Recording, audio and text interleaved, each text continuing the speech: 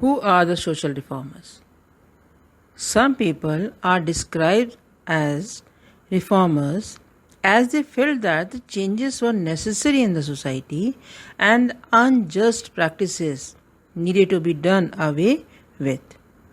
The thought that the best way to ensure these changes was give up the old practices and adopt the new way of life. Examples of the some great reformers are Rajaram Mohan Roy, Ishwarchand Vidyasagar, Swami Dayanand Saraswati, Tarabai Shinde, Pandita Ramabai, Begum Rukaiya Shekhawat Hussain, and so on. Rajaram Mohan Roy founded the reform association called Brahmo Sabha. Later on, it was known as Brahmo Samaj in Calcutta. But why he is called the reformer? He felt that the unjust practices need to be abolished in the society. He was keen to spread the knowledge of Western education in the country and bring about the greater freedom and the equality for women.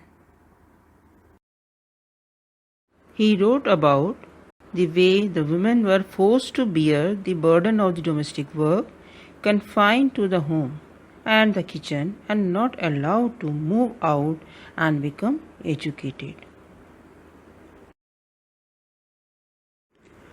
Ram Mohan Roy was particularly moved by the problems the widow faced in their lives. He began a campaign against the practice of sati. He showed through his writing the practice of sati had no sanction in the ancient texts. By the early 19th century, the British officials were willing to listen to Ram Mohan Roy.